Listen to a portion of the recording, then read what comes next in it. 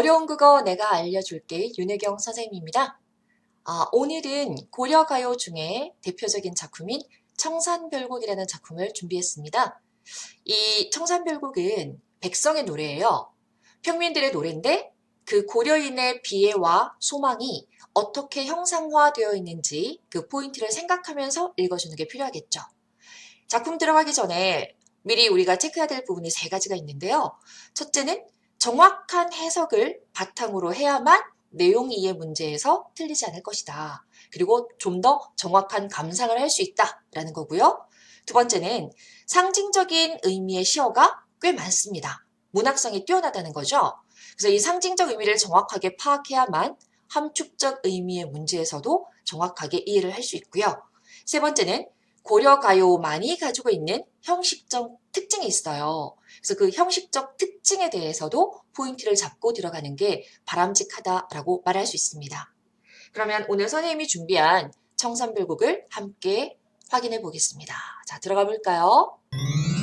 일단 고려시대는 굉장히 암울한 시대였습니다. 안으로는 무신 정권이 백성들을 수탈했고요. 또 밖으로는 몽골의 침입이 지속적으로 이루어졌기 때문에 전란으로 인해서 백성들은 고통을 겪었습니다. 그리고 변방 수비를 위해서 백성들을 강제로 이주를 시킨다거나 하는 그런 힘겨운 상황이 지속이 되었어요. 그래서 이 민중들의 삶은 괴로울 수밖에 없었기 때문에 그들이 지향하는 아름다운 세계, 이상세계, 도피처 이런 것들을 추구할 수밖에 없었겠죠. 자, 그러면 일단 고려인들의 그 고뇌와 비애가 얼마나 심했었는지 거기에 대한 슬픔을 한번 공감하면서 작품을 같이 살펴보도록 할게요. 자, 두 번째는 청산별곡 쏙쏙 정리라 그래서 이 작품이 백성들의 입에서 입으로 전달되던 구전문학이에요. 그러다 보니까 굉장히 다양한 해석도 가능하고 오연과 용연은 순서도 바뀌어져 있습니다. 자, 이 작품의 갈래는 고려 가요예요. 그리고 서정시기 때문에 그들의 마음이, 심리가, 정서가 어떻게 표출되어 있는지에 포인트를 맞춰서 읽을 필요가 있다. 쉽게 따라 부를 수 있게 꽤 많은 반복법이 사용이 되었고요. 자유로운 내용이 주로 기록이 되었습니다. 현실에 괴로웠으니까 현실에서 벗어나고 싶은 도피적인 태도가 드러나겠죠. 그 다음에 현실에 괴로웠으니까 슬픔이라는 말을 한자로 바꾸면 애상이라는 시어를 사용합니다. 굉장히 슬픈데 비애가 많은데 그 후렴구가 밝고 그죠?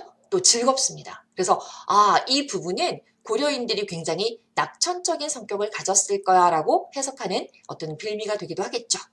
자, 고려가요의 운율은 세 글자, 세 글자, 두 글자 이걸 우리는 332조라고 해요.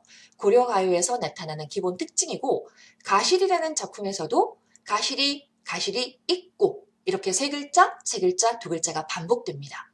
그 다음에 삼음보예요. 이 삼음보라는 건 단위가 세 글자, 세 글자, 두 글자처럼 하나, 둘, 세 개로 쪼개질 때 우리는 삼음보 율격이라고 해요. 그리고 사라리 사리를 했다, 정산에 사리를 했다라는 구조가 반복되는 걸 확인할 수 있겠습니다. 그래서 이걸 우리는 통사 구조 반복이라고 하고요. 얄리얄리야라셩 얄라리얄라에서는 후렴구가 썼다는 걸 또 한번 확인할 수 있어요. 가장 상징적인 시어 두 개를 고르라면 아마도 청산과 바다라는 시어가 될 거고요. 이 청산과 바다는 현실의 고뇌를 벗어날 수 있는 공간, 화자가 가고 싶은 공간 되겠죠. 그래서 이 작품의 주제는 삶의 고뇌와 비애로부터 벗어나고 싶은 욕구 정도로 정리할 수 있겠습니다. 그래서 이 고뇌와 비애로부터 벗어나서 어디로 간다? 청산과 바다로 가고 싶어. 라고 정리할 수 있겠죠. 구성을 한번 살펴보면요. 1년에서 4년까지 여기까지는 청산에 가고 싶다라는 소망이 나타나 있어서 청산 노래라고 부를 수 있어요. 그 다음에 5년에서 8년까지는 바다에 가고 싶어 하거든요. 그러면 여기서 우리는 기승과 정결이 대칭 구조를 이루는구나. 그런데 여기에서 5년과 6년이 순서가 하나 바뀌어져 있어. 그렇다면 그 당시에 기록문학이 아니라 아마 민중들의 입에서 입으로 전달되다 보니까 순서가 바뀌었을 거야 라는 구비문학의 특징을 다시 한번 확인할 수 있겠죠. 그래서 이 작품은 청산노래와 바다노래라는 대칭적 구조로 이루어져 있다는 걸 다시 한번 확인할 수 있겠습니다. 자, 그러면 우리 본문 한번 들어가 볼까요? 먼저 1년입니다. 사월이 사리를 했다. 청산에 사르리를 했다. 머리랑 다리랑 먹고 청산에 사르리를 했다. 라고 했어요. 그러면 여기서 사월이라는 단어는 살고 싶구나, 살고 싶구나, 청산에 살고 싶구나 라고 해석을 했을 때 화자가 살고 싶은 공간이니까 이 청산은 현실의 고통이 없는 공간, 이상세계 혹은 현실 도피처라는 상징적 의미를 가지게 되겠죠. 근데 거기에서 맛있는 음식을 먹는 게 아니야. 뭘 먹어? 머루, 다래. 즉 자연에서 먹을 수 있는 소박한 먹거리라고 하는데요. 이 소박한 음식은 여기 청산이라는 푸른 산에서 자라나는 소박한 열매들입니다. 그러니까 시적 화자는 이렇게 소박한 음식만 먹고 청산에 살아도 좋겠어라는 그 소망을 갖고 있다는 거죠. 자, 그 다음에 울어라 울어라세요. 작은 일어 울어라세요 라고 했는데 핵심 키워드 단어는 바로 새가 되겠고요. 새가 우는구나. 근데 이 울어라 울어라 울어라를 모두 3번 반복했죠. 근데 이 새가 여기서 울고 있다라는 사실이 중요합니다. 널 나와. 자, 이때 이 나와라는 조사는요. 너보다 라는 비교격 조사예요. 그럼 너보다 시름이 많은 나도 중요한 건 화자가 시름이 많다라는 거예요. 자고 일어나서 우는구나. 그럼 여기 새 한 마리가 있는데 이 새가 우는지 어떻게 할까요? 화자가 슬프기 때문에 새가 운다라고 생각을 했겠죠. 따라서 이 새는 의인법이 이미 적용이 된 시어고요. 비애의 감정을 드러내는 감정이입의 대상이 됩니다. 따라서 화자도 슬프고 새도 슬프니까 동병상련, 그래서 같은 병을 앓고 있는 사람끼리 서로 불쌍히 여기다 라고 생각할 수 있는 대상이 되고 작가의 본심으로 해석할 수도 있어요. 자, 여기까지 우리 이형까지 한번 확인해 봤는데 고려가요에서 가장 중요한 형식적 특징 한번 체크하고 넘어가야 되겠죠? 고려가요에서 가장 중요한 형식적 특징, 그러면 반복이라고 볼 수 있겠는데요. 자, 여러분들 여기 운율감 형성하는 기본 구조가 AABA 구조예요. 자, AABA 구조는 이렇게 갑니다. 살얼이 같은 단어 반복, 살얼이 같은 단어니까 A, A. 청산에 다르죠. 시어가 달라서 B, 살얼이 A. 그래서 어떤 친구들은 이 부분을 하나, 둘, 셋, 넷이니까 4음분의 아닙니다. 여기는 AA, BA 구조라고 부르고요. 여기 3음보 율격은 이렇게 잘라야 돼요. 살얼이, 살얼이, 라타. 그러면 세 글자, 세 글자, 두 글자. 주의하셔야 돼요. 3음보 율격이지만 여기 반복되는 구절 때문에 AA, BA 구조가 형성된 거예요. 그리고 매 연마다 붙어있는 게 하나 있습니다. 뭘까요? 얄리얄리 얄랑숑, 얄라리얄라. 전체 8년 중에 여기 얄랑숑이 붙은 건 1년밖에 없습니다. 나머지는 전부 다 얄라숑이거든요. 이 후렴구가 전체 연을 통일도 시켜주지만 분리해주는 기능도 해요. 그래서 이 후렴구의 기능은 고려가요의 형식적 특징으로서 매우 중요한 기능을 하는데 온유를 형성한다, 흥을 돋운다, 즐겁잖아, 통일성을 준다, 안정감을 준다. 그리고 여기 얄리얄리를 보면 이응, 리을, 리을, 이응, 리을, 리을. 자, 뭔가 반복되는 거 보이죠? 우리가 울림술이라고 부르는 리을과 이응음을 사용하면 음악적 효과를 준다고 볼 수 있거든요. 그래서 고려가요의 형식적 특징, 기본적으로 우리 몇 가지는 꼭 기억해야 됩니다. 3, 2조다. 3음보 율격이다. 시어가 반복되는 AA, BA 구조를 가진다. 그리고 후렴구의 기능을 4가지 정도는 기억하셔야 됩니다. 운율을 형성한다, 흥을 돋운다, 통일성을 준다, 안정감을 준다. 그 다음에 이렇게 리을, 이응, 음이라는 밝은 울림소리를 사용해서 음악적 효과를 준다라고 봅니다. 근데 중요한 건 현실이 고통스러워서 청산에 가고 싶어하는 화자, 그 다음에 현실이 너무 슬퍼서 새처럼 울고 있는 화자를 보았을 때 내용은 슬프죠. 그런데 여기 나온 후렴구는 너무 밝아. 이 부분을 통해서 어떻게 해석을 하냐. 작품의 내용과 상반된다. 그렇다면 고려인들은 굉장히 낙천적이고 명랑한 사람이었나 봐 라고 평가를 하기도 한다는 거예요. 자, 우리 여기 키워드 기억합니다. 1년은 청산에 대한 동경 나타나 있고요. 2년은 새를 통해서 현실의 비애, 고독이 나타나 있다라는 거. 자, 3년 한번 넘어가 보겠습니다. 가던 새 본다. 물 아래 가던 새 본다. 자, 여기도 A, A, B, A 구조 형성됐고요. 세 글자, 두 글자 반복됩니다. 고려가요의 형식적 특징이죠. 자, 여기서 이 새가 두 가지로 해석이 되는데요. 가던 새가 첫째는 날아가던 새, 버드가 될 수도 있고요. 이 새가 사례의 준말인데 밭이에요. 갈던 밭이랑을 본다 이렇게 해석이 됩니다. 그 다음 여기 아주 중요하죠. 물 아래 가던 새를 본다? 그럼 이 보는 행위가 한 번, 두 번, 세 번 반복된다는 건 뭔가 중요한 심리적 어떤 의미가 내포되어 있다고 봐야 돼요. 그럼 물이라는 곳은 농사를 짓던 속세를 상징하는 거예요. 그럼 속세를 바라보고 있다는 건 속세에 대한 미련을 갖고 있다는 거고 화자가 그러면 속세를 떠나서 어디로 가려고 할까? 1년에서 청산이라고 얘기를 했죠. 그럼 청산으로 들어가는 화자가 자기가 농사 짓던 땅을 계속 바라본다는 건 속세에 대한 뭐가 있다? 미련이 있다라는 말로 우리 정리를 할 수가 있습니다. 그래서 여기 물 아래 가던 새 본다에 나타난 화자의 내면적 심리는 속세에 대한 미련이 있다라는 정도로 정리를 하고 넘어갈게요. 이끼 묻은 쟁기를 가지고 물 아래 가던 새 본다. 그러면 이 이끼 묻은 쟁기는 어떻게 생겼냐? 그 당시에 이제 농민들이 농사 짓는 모습인데요. 여기 농민이 들고 있는 요거 있죠. 소 뒤에 묶어서 밭을 갈던 쟁기라는 녀석인데 유랑민으로 바라볼 때 이끼 묻은 쟁기로 해석할 수 있고요. 지식인으로 바라볼 때는 날이 묻은 병기로도 해석이 됩니다. 근데 어떤 학자들은 여인으로 바라보기도 해요. 그러면 실현한 여인이 바라봤을 때는 이끼 묻은 은장도로 해석한다라고 하지만 가장 중요한 해석은 여기 첫 번째. 왜? 평민의 노래니까. 백성의 노래니까 농토를 잃은 유랑민이라고 해석하는 게 가장 보편적이고 일반적이다라고 이해하시고 첫 번째 거를 해석의 근거로 잡아주면 좋을 것 같아요. 자, 이해되셨죠? 그 다음에 1인공 덜인공 하야. 이럭저럭 하야. 낮에는 자, 이 지읒이 밑으로 내려오면 낮에는 그럭저럭 지낼만 했어. 고독하긴 했지만 그래 지낼만 했어. 그런데 밤이 문제예요. 오리. 자, 요 리를 내릴게요. 올이. 그럼 올 사람, 가리. 갈 사람. 올 사람도 갈 사람도 없는 밤에는 그럼 어떻게 하겠는가? 이 말은 고독과 외로움이라는 정서를 잡아주는 게 중요합니다. 그래서 이 밤이라는 시간은 시적 화자가 절대적인 고독을 느끼는 시간이고 외로움의 정서를 느끼는 시간이다. 이유는 올 사람도 갈 사람도 없는 시간이기 때문이다. 이렇게 이해해주면 청산노래가 끝이 났습니다. 자, 그 다음에는 우리 바다노래라고 부를 수 있는데요. 대칭구조 얘기했었죠.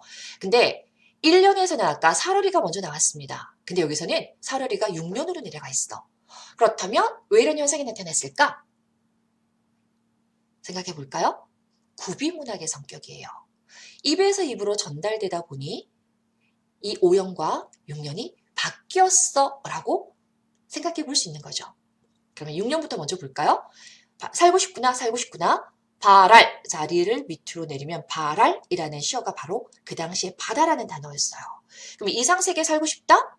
살고 싶은 공간은 여기는 지향하는 공간이다? 도피처다? 라고 얘기를 했었고요. 남아자기 구조개가 나왔습니다.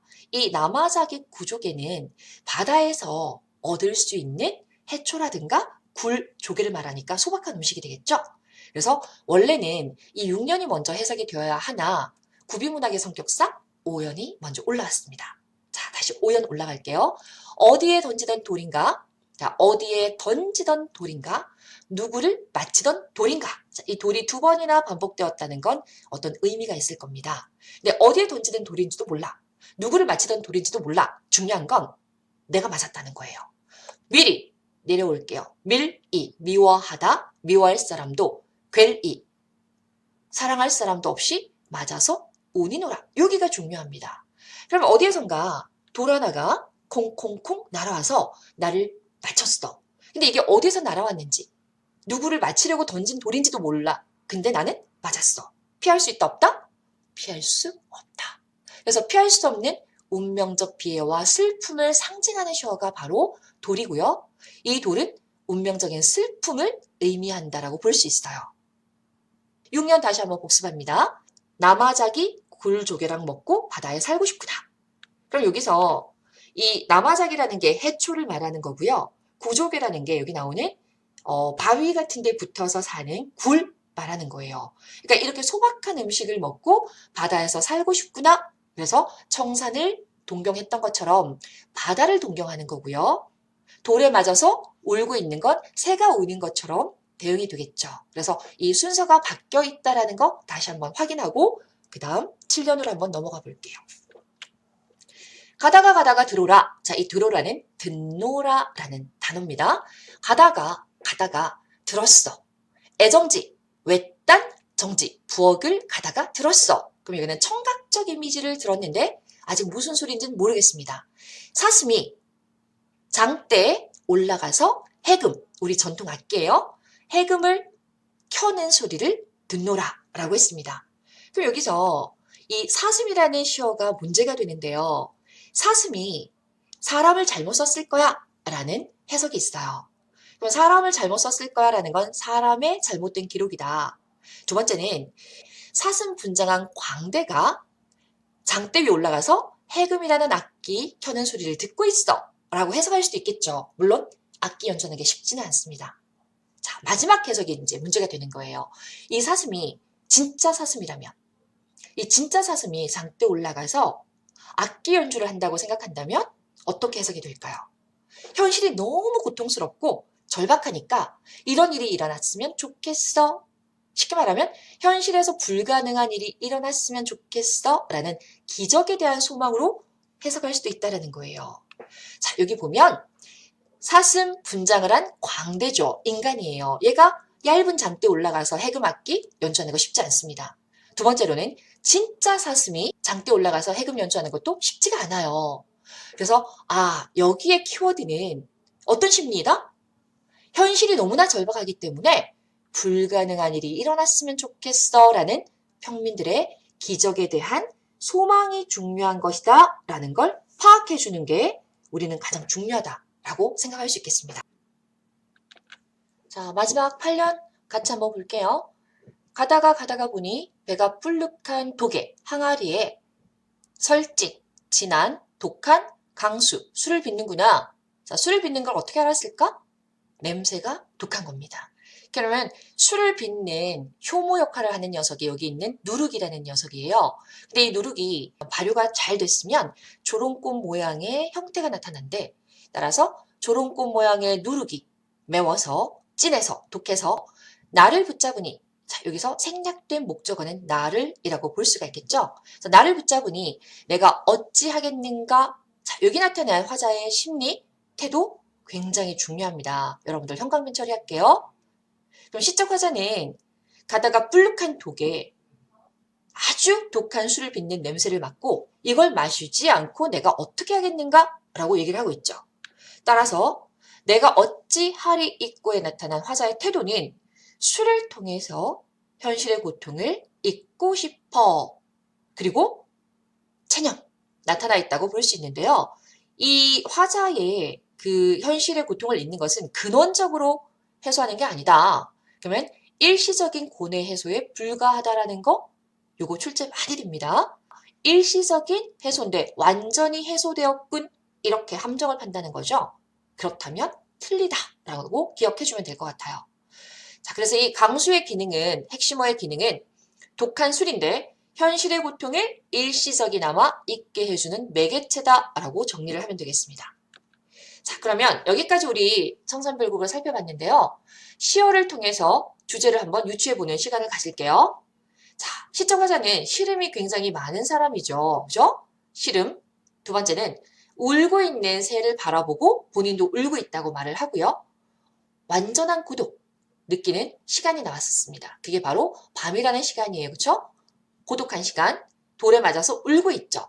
그럼 여기까지 나온 게 전부 다 화자에게는 굉장히 부정적인 상황이고 슬픈 상황인 걸 통해서 우리는 현실의 고통을 느끼고 있다라는 거 확인할 수 있습니다. 두 번째, 이 사슴이라는 시어는요. 현실에서 일어날 수 없는 불가능한 일이 일어났으면 좋겠어 라는 기적에 대한 소망이라고 한번 정리를 했었는데요. 이 사슴을 통해서 화자는 현실에 대한 고통을 잊고 싶구나. 그다음에 강수, 독한 술. 이것은 현실의 고통을 일시적으로나마 잊게 해주는 기능을 한다. 따라서 사슴과 강수는 현실의 고통을 잊게 하는 기능을 한다라고 정리할 수 있습니다.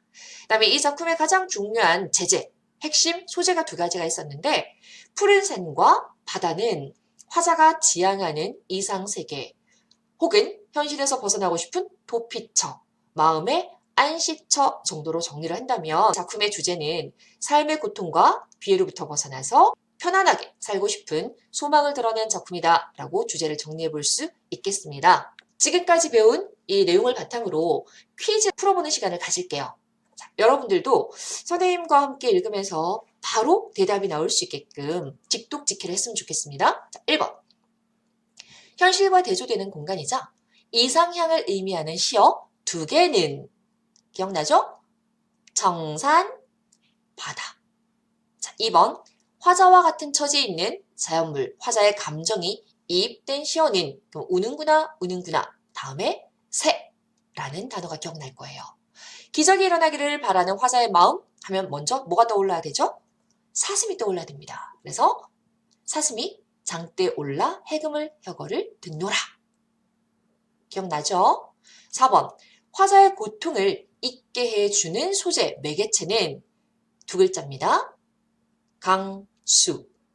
후렴구의 기능 4가지. 그러면 뭐 한 5가지 중에 4가지만 기억나도 괜찮을 것 같아요. 자, 첫 번째, 운율 형성. 두 번째, 흥을 돋움. 세 번째, 통일감을 줌. 네 번째, 안정감을 준다. 그 다음에 또 뭐가 있었죠? 리을과 이응이라는 밝은 울림소리를 사용해서 음악성을 준다. 자, 여기까지 떠올랐으면 좋겠습니다. 이번에는 청산 바다가 이상색인데 얘와 대조되는 공간 그랬으니까 속세를 드러내는 시어 들어가면 되겠네요. 물 아래. 자, 기억나죠? 자, 두 번째 퀴즈. 작품 전체적으로 반복되는 문장 구조는 주의하세요. 문장 구조는 이라고 했을 때는 A, A, B, A라고 정답을 얘기해 주면 될 것 같아요. 화자는 자신이 처한 현재 상황을 어떻게 인식할까요? 마이너스 혹은 부정적. 됐죠? 시적 화자가 절대적인 고독을 느끼는 시간은 언제다? 그렇죠. 밤입니다. 밤. 화자의 의지와 무관한 인간에게 주어진 운명을 상징하는 시어는 여기 맞아서 울고 있죠. 한 글자 돌. 됐습니까? 그 다음에 이 시에서 화자와 동병상련의 관계에 있는 소재는 누구죠? 함께 울고 있습니다. 그렇죠? 새. 이 시 후렴구에 쓰인 땡음과 땡음은 경쾌하고 명랑한 느낌을 준다. 그래서 여기 울림소리 2개 중에 하나는 리을, 또 하나는 이응음이 되겠죠? 자, 퀴즈로 확인해 봤고요. 자, 그러면 이 시에 나타난 시적 상황 한번 정리해 보겠습니다. 자, 너보다 시름이 많은 나도 자고 일어나서 운단다. 그럼 여기 시름이라는 부정적인 시어와 운다라는 부정적인 서술어를 사용해서 화자는 걱정이 많은 사람이구나, 즉 마이너스라는 거 확인하시고요. 밤에는 또 어찌하겠는가? 이 말은 밤이라는 시간은 어떻게 할 수도 없게 외롭고 고독하다. 그래서 고독한 인간이라는 걸 확인해 주고요. 그리고 미리도 괴리도 없이 할 때 이 미리가 미워할 사람, 사랑할 사람 없습니다. 맞아서 우는구나.